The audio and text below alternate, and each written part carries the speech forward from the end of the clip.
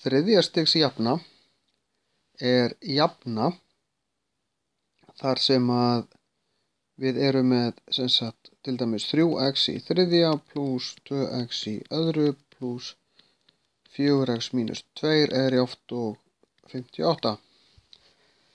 Við þurfum að vera með jöfnu með jafnaðarmerki en óþekkta stærðin sem er í þessu tilfelli x, hæðsta veldið á því er 3. Þess vegna er þetta þriðja stigs. Ef þetta endaði bara í öðru veldi þá var þetta annars stigs, ef þetta endaði í fyrsta veldi var þetta fyrsta stigs. Og ef við værum með fjórða veldi hérna í viðbót þá væri þetta fjórða stigs jafna. Þó hún sé svona